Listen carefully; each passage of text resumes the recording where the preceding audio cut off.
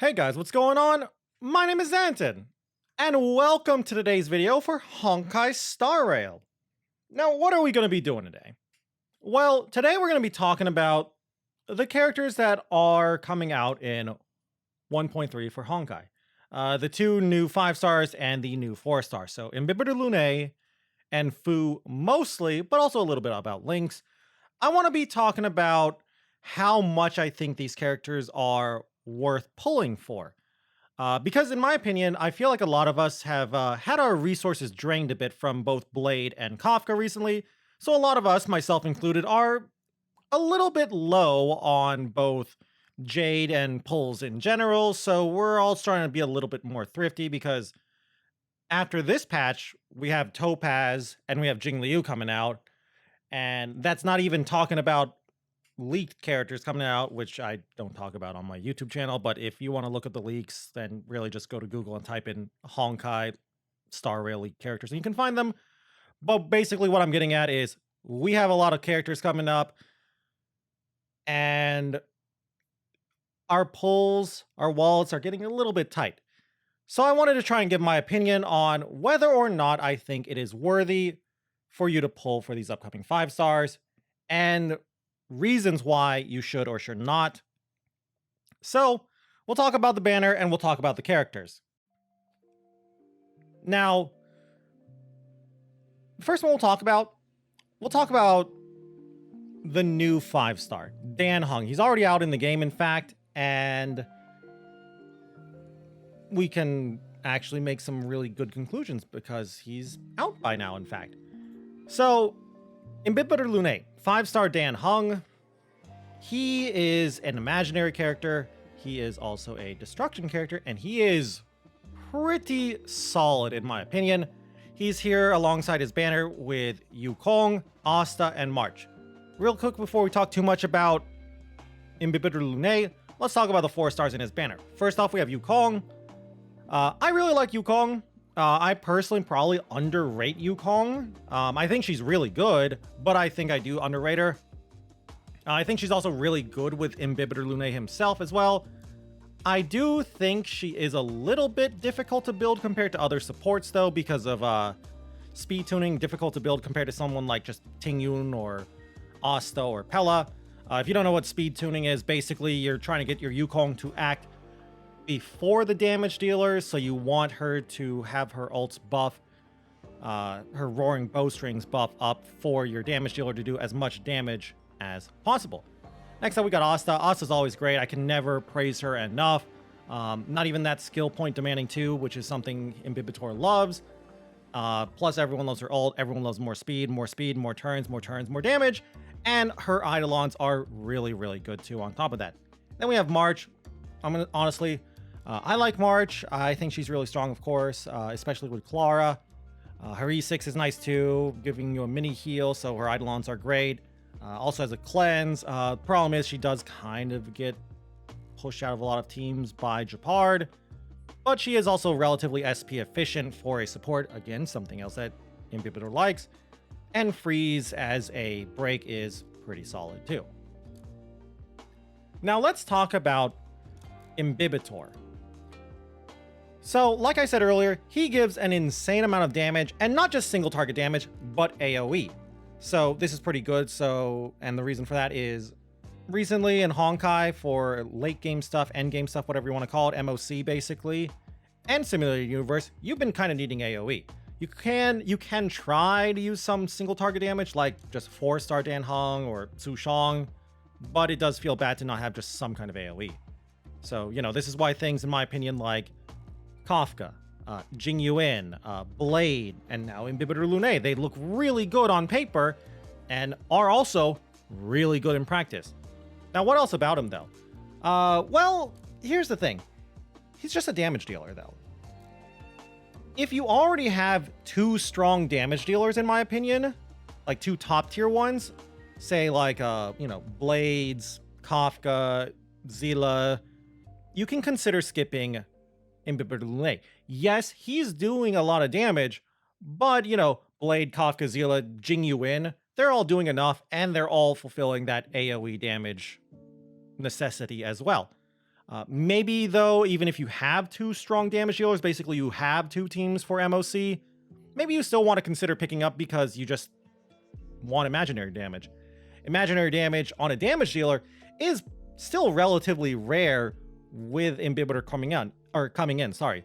The only 4-star damage dealer, or sorry, 4-star imaginary character is Yukong, and she's not really a damage dealer. And as for just another imaginary character, there's what? Luocha.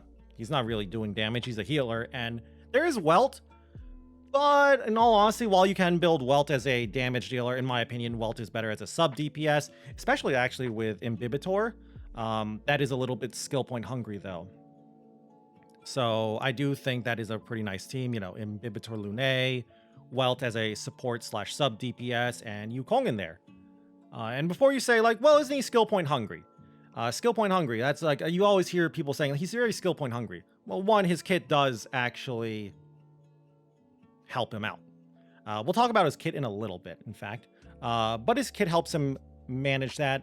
And you know who else is skill point hungry and has proven that she is a good damage dealer? Zila. Zila is also very skill point hungry, and she is a top tier damage dealer. So we've mentioned his kit before. Let's actually talk about his kit a little bit before we keep talking too much about why you should or should not pull Imbibitor. By the way, you should pull Imbibitor if you want a damage dealer. So really quick, just a quick summary. His basic attack is basically... His basic and his skill are where his whole kit is revolving around. His basic attack is either a single target attack or an AoE attack, and what it does is going to depend on how it has been enhanced by his skill. His skill enhances his basic attack up to 3 times. You might think, you might be a little confused, but think like Xing Shui. You can use Xing Shui and her skill multiple times to try and, you know, enhance her basic attack. So kind of like Xing Shui with a little bit less RNG, if any at all, and really, if you want to count it. As for his ultimate is an imaginary AoE damage, which gives, I'm probably going to butcher this, but Squama Sacrosancta. And these Squama Sacrosanctas are basically tokens, points, whatever you want to call them, that Imbibitor can use instead of skill points for his skill. So that does help out, basically negating his downside of being skill point hungry. And then we have his talent, which is he gets a damage buff after each hit he deals, which is pretty nice because his attacks are multi-hit attacks. So that's just nice, just a little extra more damage. Then his technique, he enters what is called the Leaping Dragon state. And the Leaping Dragon state also, I don't believe I have it stated here, but the Leaping Dragon state also prevents enemies from basically attacking him and ambushing him. But if he attacks an enemy while he's in this state, he will deal imaginary AoE, and he will get one of those Squama Sacrosancta. So this is pretty nice if you just want to get one of those Sacrosanctas right away to start spamming his skills. So overall, great kit. Overall, good damage dealer. Again, yes, he is skill point hungry, but the Squama Sacrosanctas do help to mitigate that. And so what if he's skill point hungry? He still does a lot of damage. That does bring the downside of he is a little bit hard to team build because you don't want to pair him up with supports or healers or whatever who are skill point hungry. So, you know, maybe not like a, I don't know, her who is currently like skill point hungry, really, like Natasha. I guess Natasha's a little skill point hungry.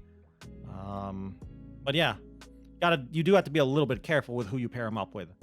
Now, next up, we have Fu Xuan.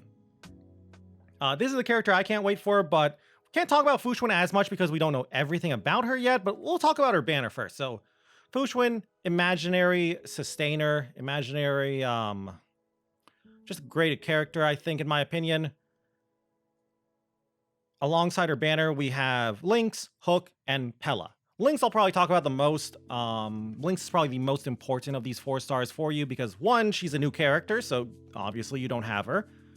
She is also the second 4-star healer in the game, which is pretty good because this is just going to be great for free-to-play players, you know, Luocha skippers, and those who just don't have another sustainer and have just been relying on Natasha, and I don't know, maybe the Fire MC as their second sustainer. So, you know, people who don't have Luocha, skipped Luocha, didn't get lucky and have Bailu or Japard. So this is really great. Next up, we got Hook. I like Hook. She's a solid character, in all honesty. Fairly good single target fire damage, but I'll be honest with you, I think she's probably the worst of the characters here. Sorry, Pitch Dark Hook the Great, but Topaz is coming up. We don't really know what Topaz is going to do yet, but she's a fire hunt character, and that probably means she's going to be a very good damage dealer. And on top of that, we have Guainifan, however you pronounce her name, and while she might not be a damage dealer, she is another fire character, a fire nihility character, so might be crowding out the fire characters. And then we have Pella. Pella's great. We know Pella by now. I feel like people still underrate Pella, but honestly, even I probably underrate Pella. But she's a solid support. The strip buff is pretty good, or sorry, stripping buffs is pretty good, and AoE defense shred is great. And the only thing I'd say is kind of a downside is her Eidolons are not the greatest. She's also very skill point manageable, I guess. She doesn't really need her skill points that much.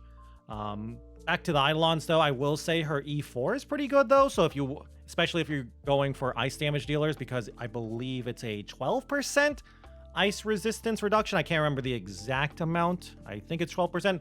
Basically, her E4 lets you do some ice res reduction. So this is great if you use Yanqing. Maybe you want to make a mono ice team with Silverwolf. Maybe you're considering pulling for Jing Liu. So yeah, this is just pretty good. As for Fu, though, well, there's a lot to talk about Fu. Again, while I was saying we don't know everything she does, we don't have all of her numbers and all that stuff, we can still talk about her kit to an extent. As for her basic, we don't really know what her basic is going to do at the moment officially. Could talk about leaks, but I don't try to talk about leaks. Her skill is where a lot of stuff is based here. A lot of her power is based. So her skill is activating the Matrix Suppressions. So what is the Matrix Suppressions? Well, this is basically a buff for your team. What it does is it will last a number of turns. Again, we don't know numbers yet, so it's really tough to talk about Fu too much. So these are all estimates. But it will last a certain number of turns, and the Matrix Suppressions increases your allies' max HP and crit rate, and on top of that, it means Fu will absorb damage received by allies. Not all of it, I believe, but some of it. So this is great for a number of things. One, everyone loves crit rate, right? Even characters who don't even care about crit rate, crit damage that much, like Kafka, will gladly take some extra crit rate. Max HP. Everyone loves more HP. More HP, more survivability. Who doesn't love that? And for you Blade havers, you're probably looking at that max HP and you're like, ooh, me likey. More max HP on Blade, more damage for my Blade. And then third, which is what I feel is the main thing with Fu, absorbing that damage. This is where her preservation, her sustain is coming on. She is basically a tank for your characters without having to like taunt them up, kind of like the Fire MC does. Not really using shields or anything either, like a Japard or whatever. So really love her skill, really unique, really interesting from what we've seen. As for her ultimate, it's a quantum damage AoE, which is, you know, it's whatever. It's like just doing some damage, helping break some stuff. Cool. But it will increase the number of times her talent can restore HP. So let's talk about her talent then. So her talent synergizes really well with the rest of her kit, as you would expect. Her talent basically says, first off, it will reduce the damage taken by allies, which is really good because, you know, just a soft AoE team-wide damage reduction is pretty good, depending on just how much it reduces. 5%, 8%, 10%, whatever. But the second part is where it gets good. When her HP drops below a certain percentage, we don't know what it is yet, she will heal a certain percentage. Again, we don't know yet. But this is synergizing really well. So she's going to be taking and absorbing a lot of this damage that your teammates are taking, but then she'll just heal herself back up. So this basically means your enemy has to kind of nuke her down, either with a couple of big turns, big damage turns, or one really, really big damage turn. So it's going to be really tough for your opponent to actually kill Fu. That's a good thing for us. And then we have her technique. It just gives a barrier to the whole team. This barrier will prevent battles, and if you start a battle while the barrier is active, you get the Matrix of Suppressions active right away, which is really good. So, as for pulling Fu, I think Fu is a top tier pull. Here's the thing. If you don't have a top tier sustainer, so Japard or Luocha or even Bailu, and you're basically just on Natasha as your only sustainer. Plus, also, even if you don't get Fu, you'll probably get Link, so that's also really good. Now, if you do have a sustainer, though, a good one, like you have Luocha, you might want to consider skipping Fu. However, if you do have that good sustainer, you might still want to pull for her. And why is that? Mono Quantum. I'm going to make a video going more in depth about Mono Quantum in the future, closer to Fu's banner. Mono Quantum is really nice because it's very free to play friendly. If you don't know the concept, basically you play Silver Wolf plus a quantum damage dealer, so either Zila or Xingque, and you give them, well, quantum weakness using Silver Wolf, and since your entire team's quantum, it's always going to hit quantum weakness, and you really just need a sustainer for that, so Fu or maybe Lynx. So that's just really good because, well, quantum in general is really good. Quantum set's great. Zila has been proven that she's a great damage dealer, and honestly, Xingque is really good too if you have her Eidolons. If you're also a Blade haver, you might want to consider her because of her Matrix of Prescience increasing HP. So that's pretty good with Blade too, so that's nice. You know, I also mentioned it a little bit already, but crit rate's just great with everyone. More damage is always great. So yeah, I think she is a very solid character to pull for, especially if you love Mono Quantum. I love Mono Quantum, so I'm going to be pulling for her. Also, she's a waifu. Imbibitor Lunae is also a husbando too, so, you know, they both have that waifu husbando factor. Now, to finish off this video, I have this one graphic I made here, which, in my opinion, is trying to be a summary while also including a few of the weaknesses, in my opinion, the downsides, really, because I don't want to, you know, just be one of those kind of people who just list only the good stuff and ignores the bad stuff. I want to give you, you know, both sides of the coin.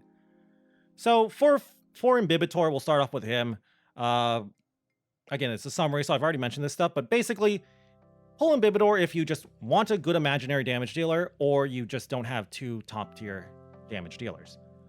He is very skill point hungry, but he does have that Sanka, blah, blah, blah, blah, whatever. I can't remember the name of it, I'm sorry, but he has that ability to try and help mitigate it. And so what if he's skill point hungry? Zila is skill point hungry. Zila is a top tier character. Being skill point hungry does make his team building possibilities a little bit inflexible because you need to make sure his supports aren't really skill point hungry. It's one of the reasons why I like Welt with him.